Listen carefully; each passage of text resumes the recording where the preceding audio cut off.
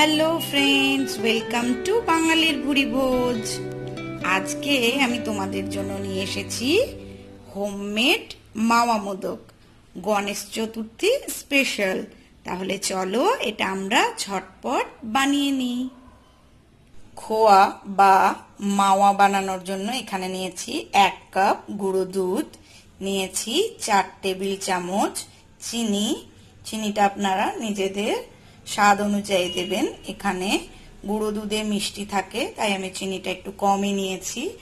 আর নিয়েছি কেশর, এটা দুধে ভিজিয়ে রেখেছি, এটা সম্পূর্ণ অপশনাল। প্যানের মধ্যে অ্যাড করে দেব 1 চামচ ঘি।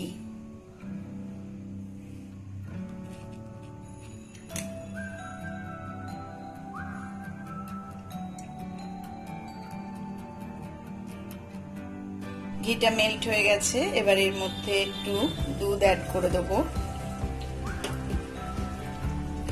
2 টেবিল স্পুনের মতন দুধ অ্যাড করেছি। এবার এর মধ্যে দিয়ে দেব গুঁড়ো দুধটা। গুঁড়ো দুধ দিয়ে কিন্তু খুব সুন্দর খোয়া তৈরি হয় খুব তাড়াতাড়ি। এবার এটাকে কনস্ট্যান্ট নেড়ে মিক্স করে নেব।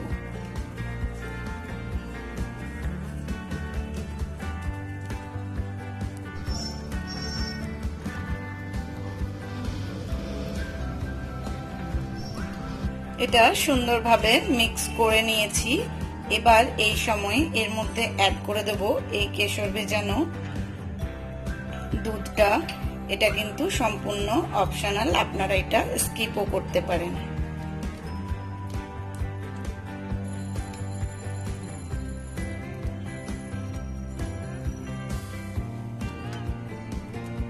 দিয়ে দেব এলাচের গুঁড়ো আর চিনিটা।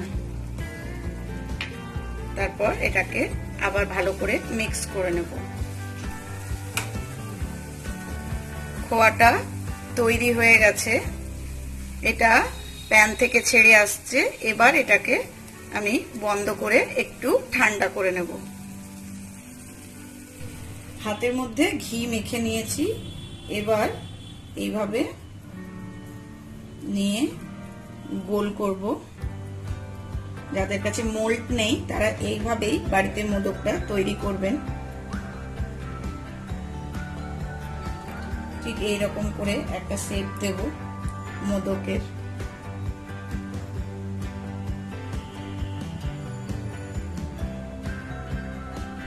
এবার এরকম একটা টুথপিক নিয়েছি, টুথপিক দিয়ে গায়ে একটু চেপে চেপে দাগ করে দেব।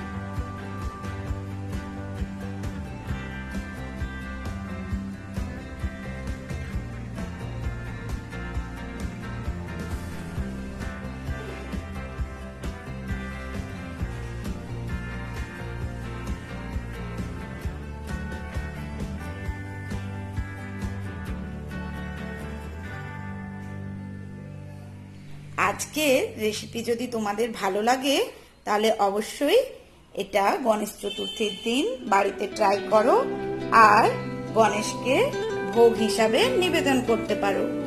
আর আমাকে অবশ্যই কমেন্ট করে জানাবে যে কেমন হয়েছিল। যারা চ্যানেলটা নতুন দেখছো তারা অবশ্যই চ্যানেলটাকে সাবস্ক্রাইব করে নেবে এরকম সুন্দর সুন্দর রেসিপির জন্য।